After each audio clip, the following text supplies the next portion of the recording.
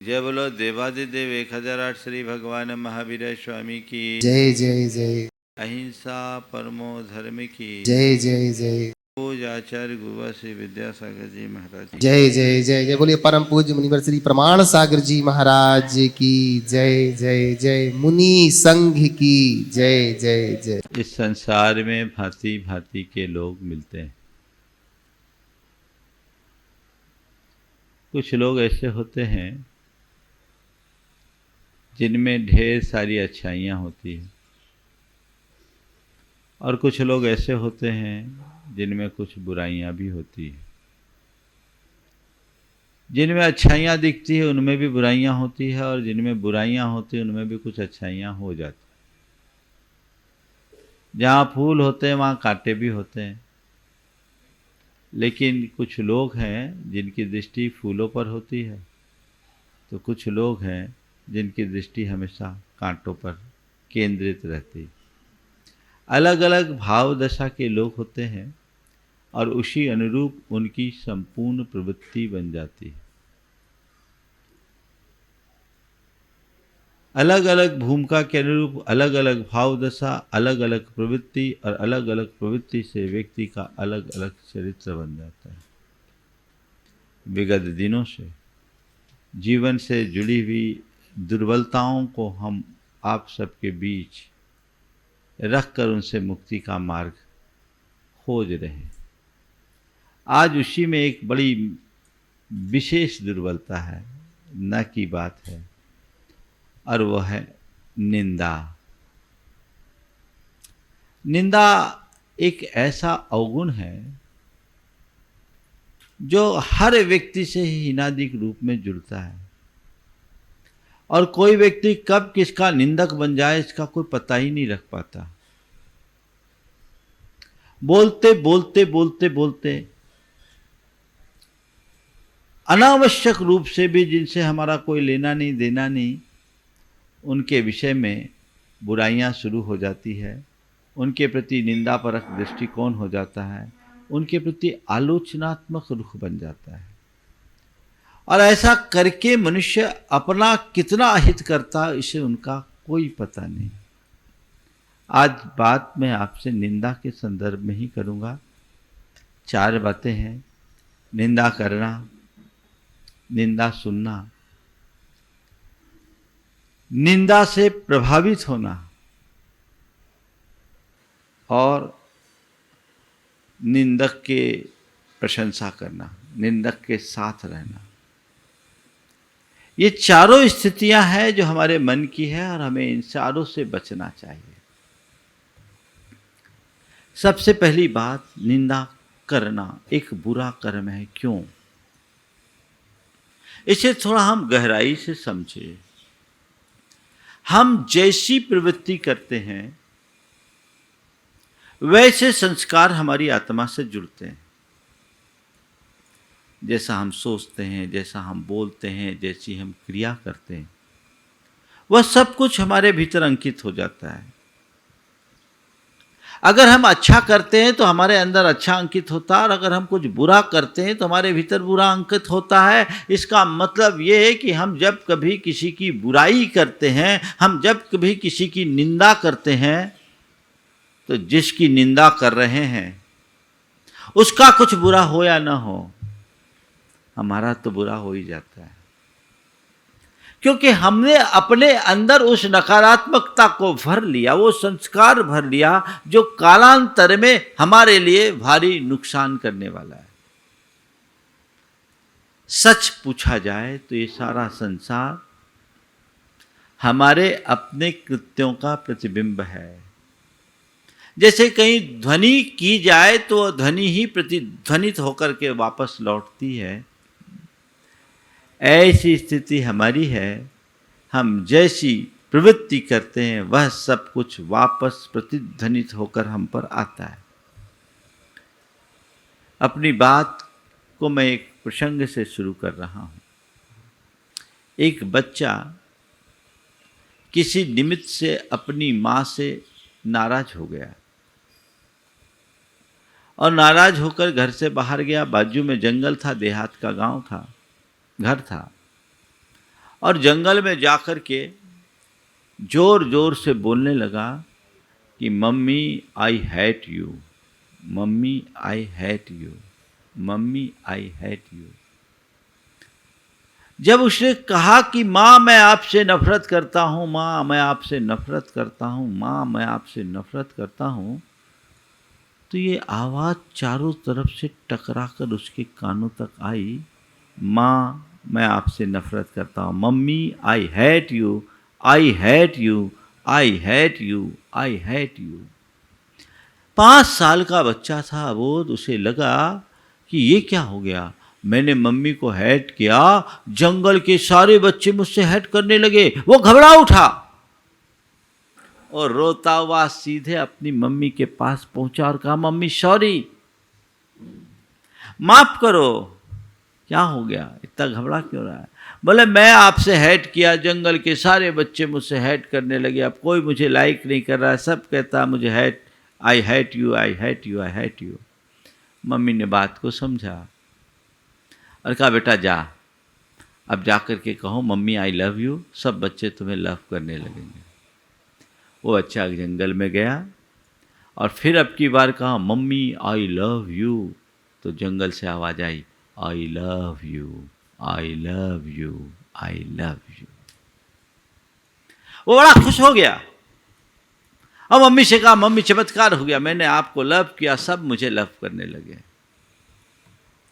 बस आज की बात का सार केवल इतना है, अगर तुम लोगों से घृणा करोगे तो तुम्हारा जीवन घृणित बनेगा, और प्रेम करोगे तो तुम प्रेम पाओगे, क्योंकि सारा जग तुम्हारा अपना ही प्रतिबिंब है, सब कुछ प्रतिध्वनित होता है। अगर हम किसी की निंदा कर रहे हैं, हम किसी की बुराई कर रहे हैं, तो हमें हासिल क्या हो रहा है? सवाल ये है, वही नकारात्मकता। हम अपने जीवन को बुरा कर रहे हैं। संत कहते निंदा करने से निंदनीय और कोई कर्म नहीं है। तो ऐसी निंदा और बुराई से बचे। निंदा क्या है? किसी भी व्यक्ति के विषय में परोक्ष में अनावश्यक टिप्पणी करना निंदा है। उसकी बुराइयों को उभारना निंदा है। उसकी दुर्बलताओं को प्रचारित करना निंदा है। और इसके पीछे कारण क्या है? हमारे मन में पनपने वाली ईर्ष्या और विद्वेष की भावना। जिस व्यक्ति के प्रति मन में ईर्ष्या होती है, जलन होती है, कुलन होती है, तो व्यक्ति उस व्यक्ति के प्रति इस तरह का वातावरण बनाना शुरू कर देता है, वो उसकी निंदा आलोचना करना शुरू कर देता है। ईर्ष्या किसी की प्रगति को सहने नहीं देती। मन में ईर्ष्या भाव होता है तो फिर मन में आता है कैसे भी इसको डाउन करो, इसके नीचा दिखाओ, और नीचा दिखाने के लिए क्या उपाय है? इसकी बुराई करो, इसकी छवि खराब करो, ये अपने आप नीचे आ जाएगा। इसकी बुराई करेंगे, इसकी छवि खराब करेंगे तो बस बात ठीक हो जाएगी। तो इसको नीचे दिखाने की कोशिश करो, और लोग फिर उसमें नमक मिर्च लगा करके एकदम ऐसा जायकादार बनाकर प्रस्तुत करते हैं कि कुछ पूछो ही नहीं। और ये क्रम चलता रहता है। ये निंदा रस है। दो व्यक्ति मिलकर जब तीसरे को टारगेट बनाते हैं और उसके विषय में बात करना शुरू करते हैं, जिससे लेना नहीं देना नहीं, उसके विषय में भी इस तरह की अनर्गल बातें जुड़ जाती है जो हमारे लिए किसी अर्थ में सही नहीं होती। अपने मन से पूछो कि मेरी स्थिति क्या है, मैं पीठ पीछे किसी की निंदा करने का आदी हूं या नहीं। पर निंदा घोर पाप का कारण है। हमारे शास्त्रों में इसे नीचता का कारण बताया है। इसलिए पर निंदा से अपने आप को बचाना चाहिए। और देखो हमारा कितना समय, कीमती समय उनके लिए जाता है, और हम निंदा कर रहे, उनका कुछ नहीं कर पा रहे। और ऐसे लोग जो निंदक प्रवृत्ति के लोग होते हैं, सामने सामने तो फिर भी अच्छा बोलेंगे, पीठ पीछे ही निंदा करते हैं।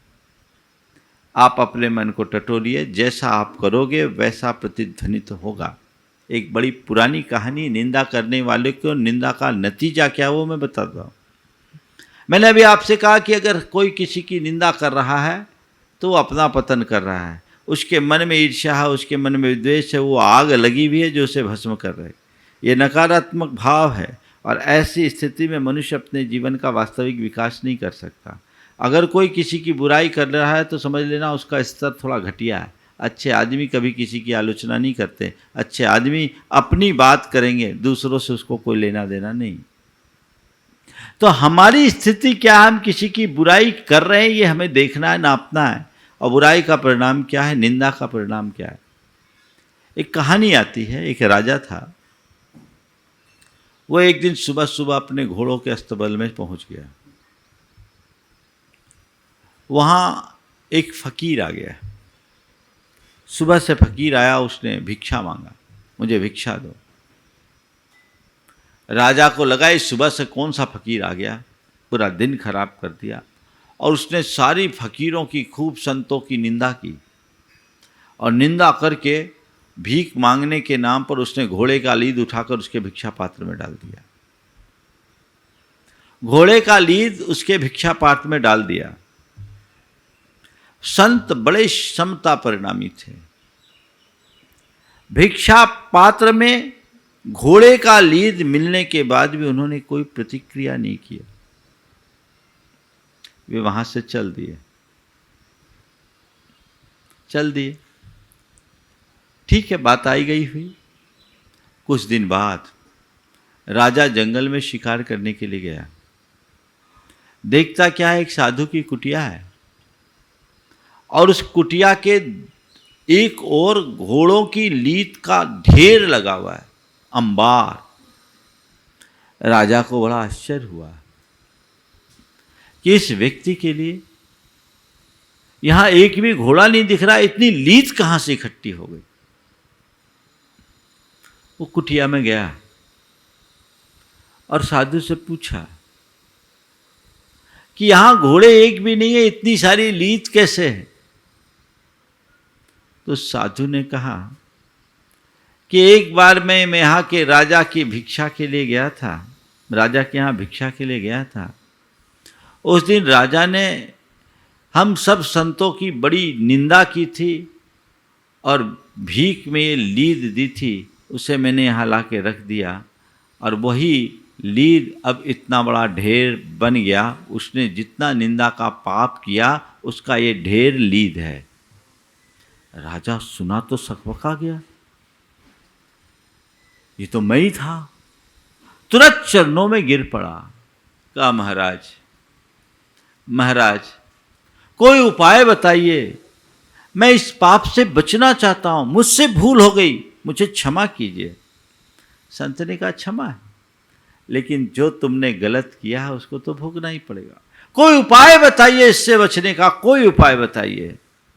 संत ने देखा कि हृदय में इसकी बचने की प्रबल इच्छा है, तो उन्होंने कहा एक उपाय है। बोले क्या? तुम्हें एक कोई ऐसा काम करो जो दिखने में गलत हो पर गलत ना हो। कोई ऐसा काम करो जो दिखने में गलत हो पर गलत ना हो, इससे तुम्हारा निंदा का पाप कम हो जाएगा। राजा को तो दिमाग में आ गया था कि ये पाप मेरे सिर पर है। आया और शराब की एक बोतल लेकर उसमें पानी भरकर चौराहे पे बैठ गया और शराबियों जैसा हरकत करना शुरू कर दिया।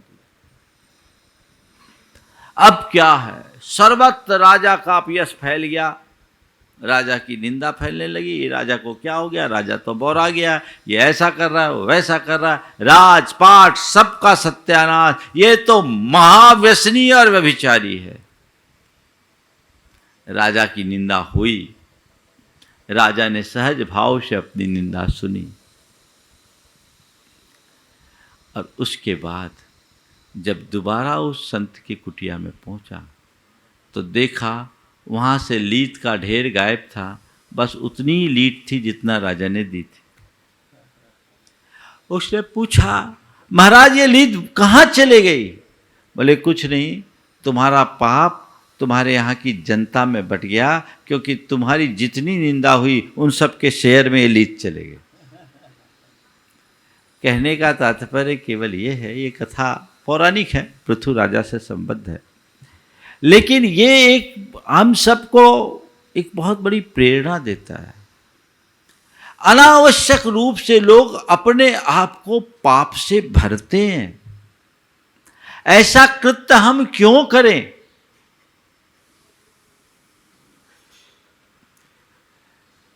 ऐसा कृत्य हम करें क्यों? इसे महान अनर्थ का कारण बताया। हमारे शास्त्रों में पर की निंदा को नीच गोत्र का कारण निरूपित करते हुए तिर्यंच गति में कुयोनियों को प्राप्त करने का हेतु बताया। और इसी बात को रामचरितमानस में परम धर्म श्रुति विदित अहिंसा पर निंदा सम अघ्न गरीषा कहते हुए व्याख्या की कि जो लोग निंदा करते हैं वो क्या बनते हैं। तो वहाँ लिखा वो कौवा बन जाएगा, वो उल्लू बन जाएगा। और एक जगह लिखा जो जड़ जग निंदा करहि ते चमगादड़ बन अवतरहि। जो दूसरों की निंदा करते हैं वे चमगादड़ बनते हैं। चमगादड़ के विषय में कहा जाता है उसका खाने का स्थान और निकालने का स्थान एक होता है। समझ गए? ऐसा कहते हैं, चमगादड़ की तरह उल्टा लटका रहता है। काश हम इन बातों पर विचार करते गंभीरता से, तो जीवन में कभी इस तरह की, बिल्कुल ठीक है, व्यवस्था कर लो, सुभाष जी को बोल दो। तो ये हम ऐसा ध्यान रखते हैं तो कुछ हमारी स्थिति और होती। तो हमें इस तरफ ध्यान देना चाहिए कि हम निंदा करके पा क्या रहे हैं। कभी किसी की बुराई मत करो। दूसरों की बुराई करके तुम अपने जीवन को बुरा ही बनाओगे, हासिल कुछ नहीं होगा। तो निंदा करने से बचो। ऐसा कहा जाता है कि पाप करने वाले को उतना पाप नहीं लगता जितना कि व्यर्थ में निंदा करने वाले पाप अर्जित करते हैं।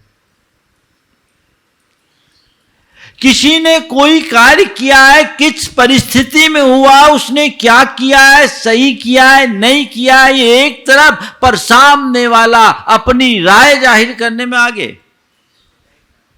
सब अपनी राय जाहिर कर देते तुरंत तुरंत तुरंत तुरंत। क्या है? निंदा करने में सब होशियार है, चाहे पढ़ा लिखा हो या अपढ़ हो, बच्चा हो या बूढ़ा। कह दो बस, कुछ नहीं, अपनी राय प्रकट कर देंगे।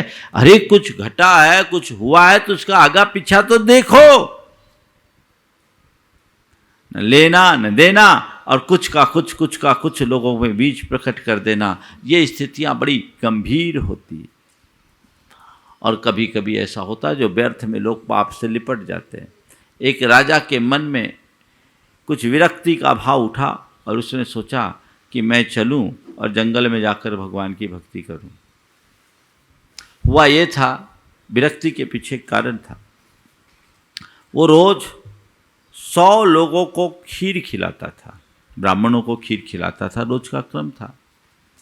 एक दिन ऐसा हुआ कि वो खीर खिलाया और कहीं खीर रसोईया खुले में खीर बना रहा था। इसी बीच कहीं से एक चील उड़ करके जा रही थी सांप को पंजे में लेकर। सांप को पंजे में लेकर के चील उड़ रही थी और सांप अपनी आत्मरक्षा के लिए इस चील को बार बार दंश मार रहा था। उसका विष मुख से निकल रहा था। इसी मध्य वो विष उसके दूध में गिर गया। रसोइये को कोई आता पता नहीं। हाँ, दूध गिर गया, रसोइये को कोई आता पता नहीं। अब क्या स्थिति? खिला दिया, 100 के 100 लोग मारे गए। अब लोक में राजा का अपयश फैल गया कि राजा तो बड़ा क्रूर है, इसने 100 लोगों की हत्या कर दी। इसने 100 लोगों की हत्या कर दी। इस बात से राजा का मन विरक्त हो गया। वो राज छोड़ करके निकला कि चलो थोड़ा जंगल में चलते हैं, हम कुछ प्रभु भक्ति में अपना समय बिताएंगे। हाँ हाँ, प्रभु भक्ति में अपना समय बिताएंगे, जंगल चलते हैं। और जंगल चलने के भाव से वो निकला, एक गांव में पहुंचा। गांव के चौपाल में लोगों से पूछा कि भाई यहाँ कोई भक्त है जहाँ मैं रात बिता सकूं और भक्ति कर सकूं। गांव वालों ने कहा एक भाई बहन दोनों यहाँ रहते हैं, आप वहाँ रात बिता सकते हैं, वहाँ आप रात बिता सकते हैं। ठीक, वो गया, उनने उसका आत्मीय स्वागत किया। राजा ने रात बिताई।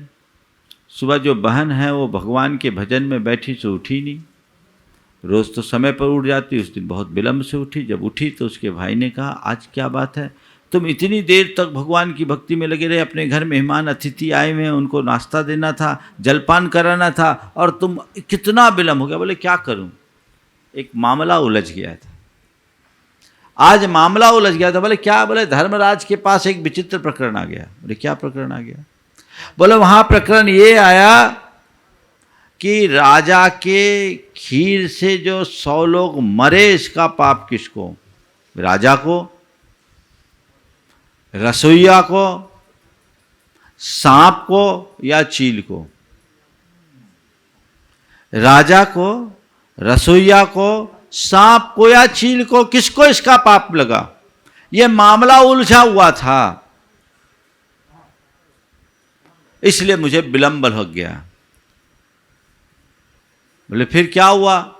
बोले अभी कोई फैसला नहीं हो पाया, इसका फैसला नहीं हो पाया। मामला इतना पेचीदा है कि धर्मराज अभी निर्णय ले पाए किसका पाप किसके सिर पर है।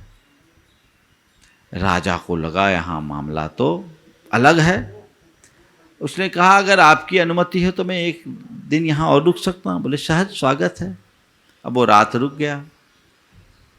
रात रुकने के बाद इधर राजा रात रुका और चौपाल में चर्चा आ गई, ये आदमी दुष्ट प्रकृति प्रतीत होता है, भक्ति का नाटक करने के लिए आया है, उसकी दृष्टि उसकी जवान लड़की पर है, वो रात वहाँ रुक रहा है, उसके साथ पता नहीं क्या करेगा, कहीं लड़की को भगा करके नहीं ले जाएगा।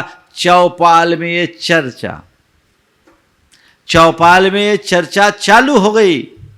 और दूसरे दिन वह जब अपनी भक्ति में बैठी तो समय के अनुसार रोज का जो समय लगता था बस उससे जल्दी फ्री होके आ गई।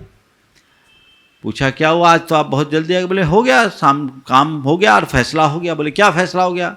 बोले फैसला ये हो गया कि उसका सारा पाप इस गांव के चौपाल के लोगों ने जो राजा की निंदा की है उसको मिल गया, उन सब में सारा पाप बट गया। इसमें न राजा को पाप लगा, न रसोइये को पाप लगा, न सांप को पाप लगा, न चील को पाप लगा, किसी को पाप नहीं लगा, सब उससे मुक्त हो गए।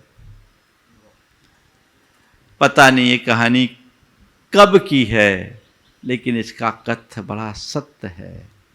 अनावश्यक रूप से लोग पाप अर्जित कर लेते हैं। हम उस पाप से अपने आप को बचाने का प्रयास करें, पुरुषार्थ करें, तो हमारे जीवन के लिए एक विशेष उपलब्धि बन सकती है। क्यों हम पाप कर रहे हैं? बिना किए पाप अर्जन करना है तो किसी की निंदा कर लो, 24 घंटे निंदा करते हैं, शुरू हो जाए पता ही नहीं। तो भैया ऐसे निंदा की प्रवृत्ति से बचो। निंदा सुनना भी गलत है, जितना करना उतना सुनना।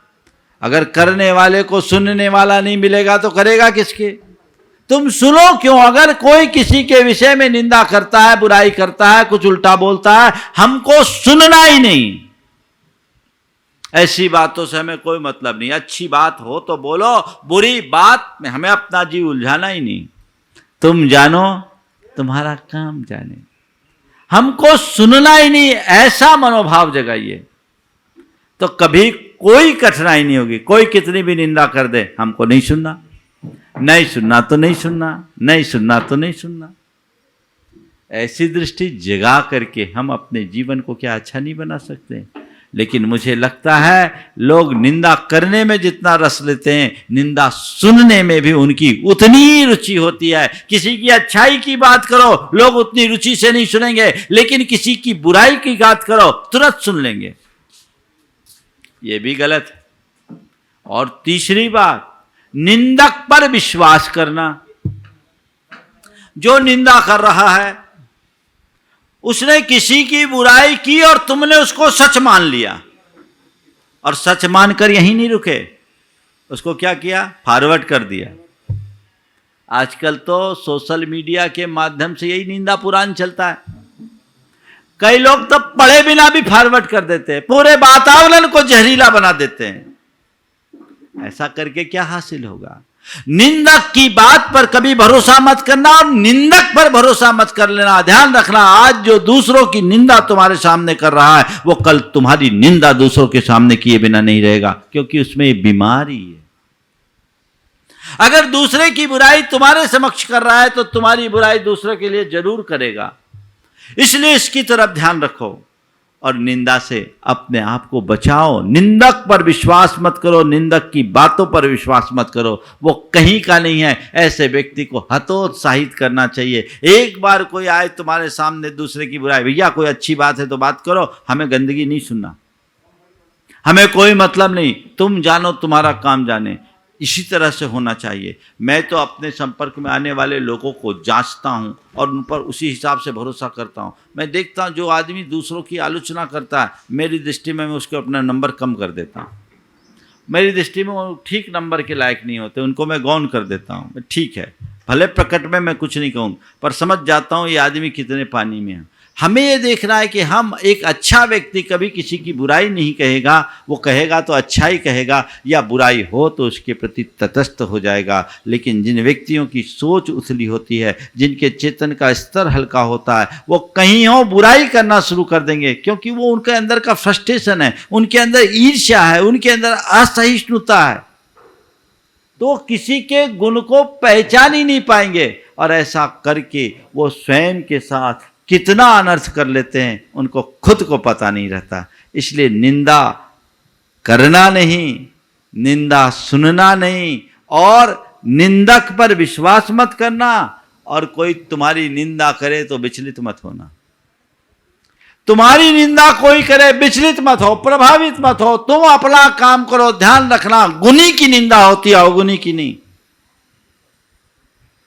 हमेशा अगर तुम्हारा कोई नया निंदक पैदा हुआ, तो देख लेना तुम्हारे भीतर कोई नया गुण हुआ होगा। अपने लक्ष्य के प्रति समर्पित रहते हुए आगे बढ़िए। कोई तुम्हारी कितना भी निंदा करे, आलोचना करे, बुराई करे, उसकी तरफ ध्यान ही मत दो, उसको उसकी बला पे छोड़ दो। वो जाने, उसका काम जाने, हमें कोई काम नहीं करना। हमें तो अपना रास्ता देखना है, अपना मार्ग प्रशस्त करना है और अपने जीवन को आगे बढ़ाना है। जो लोग दूसरों की निंदा से प्रभावित हो जाते हैं, वे अपने लक्ष्य को कभी हासिल नहीं करते।